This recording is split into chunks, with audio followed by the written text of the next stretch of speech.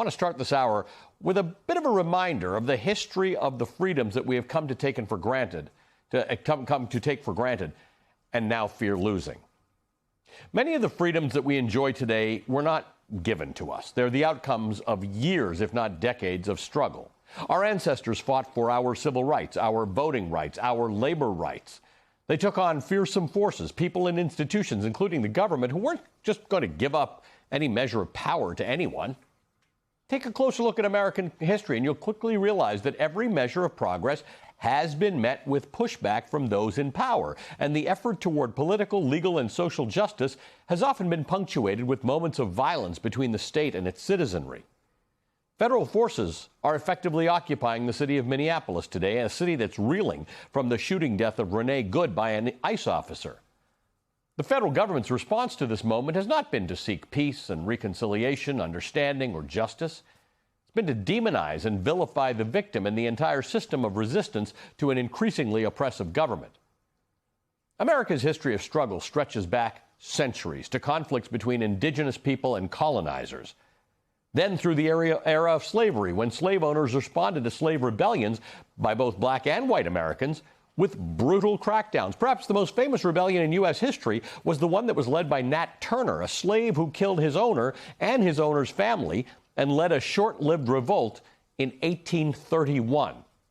Turner and others were caught, but the rebellion set off a fear and a panic that it might inspire others to do the same. In response, a cohort of soldiers, militiamen, and vigilantes killed more than 100 suspected rebels, and states passed new laws, including ones that restricted the rights of free and enslaved black people to gather in groups and to learn to read and write.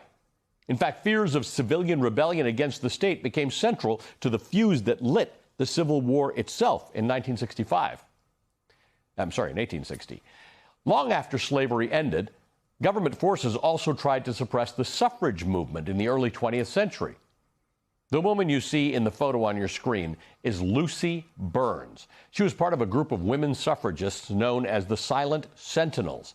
In 1917, they regularly picketed in front of the White House to demand that Congress enshrine women's rights into the Constitution, including their right to vote. Throughout much of that year, they were arrested and rearrested by police and locked up in a prison in Virginia called Occoquan Workhouse. In an affidavit, Minnie Key, another suffragist taken to Occoquan Workhouse, described the prison like this, quote, "The dungeon I was in was very filthy, tobacco spit on the floor, all along the side of the filthy bunk, dirty horse blankets, open, dirty toilet, no water, dark and damp." Burns and Key were imprisoned there on what came to be known the Night of Terror. On November 14th, 1917, prison guards were ordered to attack the women to teach them a lesson. The women were beaten with clubs. They were dragged. They were choked. They were kicked. They were handcuffed to bars in torturous positions all night. After suffrage, which resulted in the ratification of the 19th Amendment in 1920, the labor rights movement had its own violent history. In the mid-1930s, the labor movement was on an upswing. The National Labor Relations Act had just been signed in 1935, giving workers the right to organize. In early 1937, steel workers won a significant victory. The U.S. Steel, one of the biggest companies in America at the time, had just signed a union contract, agreeing to a minimum wage, a 40-hour work week, better safety standards, and more. But smaller steel companies, collectively known as Little Steel, didn't want to give in to those demands. So on Memorial Day 1937, steel workers from across the Midwest gathered in Chicago to strike against the Little Steel companies. The strike resulted in violence. Police officers, nearly 300 of them in the dark uniforms that you see on your screen, attacked the protesters, those you see in white clothes in the footage. They beat them with clubs. They threw canisters of tear gas. They fired into the crowd. 10 people died of gunshot wounds. More than 100 were injured.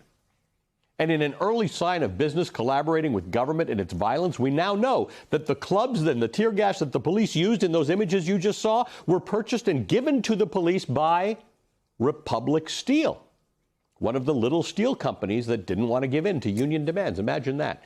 Private companies collaborating with the government to oppress the people. Decades later, racial tensions arising from the civil rights movement would lead to one of America's darkest moments, Bloody Sunday. On March 7, 1965, the late Congressman John Lewis, who was only 25 years old, he was an activist at the time, he aimed to lead hundreds of marchers from Selma, Alabama, across the Edmund Pettus Bridge. But they were met by law enforcement determined to stop them. They were given a warning, quote, "It would be detrimental to your safety to continue this march," end quote. The marchers were not ones to be intimidated, and so law enforcement officers attacked them. They literally beat marchers to the ground, hitting them repeatedly with their clubs. Officers threw tear gas into the crowd, a common tactic that we still see law enforcement use today. Just a few years later, anti-Vietnam War protests would roil college campuses across the nation, including at Kent State University in Ohio. In May 1970, shortly after Richard Nixon announced that the United States had invaded Cambodia, students demonstrated on campus and around town. The state's conservative governor activated the National Guard, which only inflamed tensions further. It culminated with the Kent State Massacre. In a burst of violence, a group of 28 National Guardsmen patrolling a demonstration on campus opened fire into a crowd of protesters, killing 4 students and wounding 9 others. It was later determined that the Guardsmen had fired about 67 shots in a matter of 13 seconds. Just a few years ago, the murder of George Floyd and the video of him struggling to breathe while an officer of the state knelt on his neck and his back for over 9 minutes shocked the consciousness of the nation. It led to a summer of protests, calls for police reform, heightened awareness of the injustices that people of color continue to experience at the hands of law enforcement. Perhaps we wouldn't have actually gone through that reckoning if it wasn't for the footage of Floyd's murder filmed by bystanders in Minneapolis.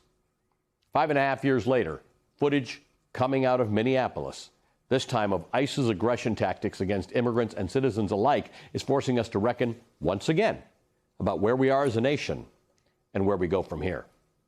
I'm joined by Jon Meacham. He's a Pulitzer Prize-winning biographer and presidential historian. Meacham is the author of many important books. His newest book, American Struggle, Democracy, Dissent, and the Pursuit of a More Perfect Union, an anthology, is set to debut next month. Meacham was also awarded the National Humanities Medal by then-President Joe Biden. Jon, great to see you again. Thank you for being with us. Thank you, Al. You're putting me out of business. That was a terrific history lesson, and I would argue history lesson doesn't do justice to it. You're telling a story that we have to tell. And we're leaning into the work of people like you to tell that story, because on one hand, the historian in you knows that somehow this too shall pass, and history indicates that we will likely prevail and be stronger. But in this moment, I imagine there are people watching you and me and feeling anxious and not sure that's going to happen, because we look at other pieces of history from around the world that say sometimes these moments don't end up with something better on the other end. Yeah, I don't know that it's likely that we prevail. All we have is the evidence of our past, which is that we have just barely managed to keep this experiment toward a more perfect union unfolding. But historically speaking, 250 years is about 20 minutes. And so this is a very young democracy. If I may, you talked about Bloody Sunday, one of the hinges of history. You could argue that, in fact, we aren't a country genuinely founded in 1776, that the country we have today, the republic, the multiracial democracy that is under stress today, really only came into being in 1965 with the Civil Rights Act in 64, the Voting Rights Act in 65, and importantly, the Immigration and Nationality Act in 1965, which President Johnson signed in New York Harbor, that took the old 1924 nativist, isolationist 1920s immigration numbers and shook those up. That was the immigration regime, by the way, that the State Department chose to follow when declining to accept more refugees from fascist Europe and Nazi Germany. And so we're a young country. And one of the things that I think this season is telling us is the human factor here cannot be overestimated. Both the character of the person we put in power, the character of the people that we entrust to watch those in power, our elected official, and all of us. Because standing up against all of this and I'll confess it, I don't know if you feel this way. I rebuke myself all the time because I've fallen prey to being exhausted by the tsunami of outrage that I plead guilty too. I plead guilty too. And yet all of what you have written about and we have studied in history says that those who came before us in each of these incidents, when we talk about the fight against slavery, the fight for suffrage, the fight for labor rights, the fight for civil rights, all of these, you didn't have a right to be exhausted, or at least those who came before us had to make choices to say, I must get up and keep going. Yeah, you didn't have the privilege to be exhausted, right? If you looked like me, if you look, I'm a boringly heterosexual white Southern male Episcopalian, right? Things work out for me in this country. The point of the country is it's supposed to work out for everyone. And I think we should, if I may, just broaden the aperture a little bit, because I know there are folks on the center right who think that all of this is about an oppression, liberation narrative. Let's also remember that what we're talking about defending is not a single ideology. It's not a single philosophy. It's the durability of a constitutional arena in which we respect the results of free and fair elections. We debate questions of policy and national import within that arena. We settle it for a time, and then we do it all again, because there's nothing permanent about our politics.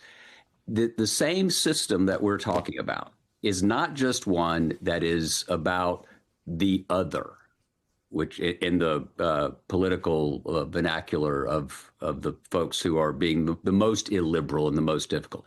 This is also the arena that sent men to Omaha Beach and sent people to liberate, to defend democracy around the world. It's the system that invested untold amounts of treasure and difficulty in the Cold War, in standing watch against Soviet totalitarianism.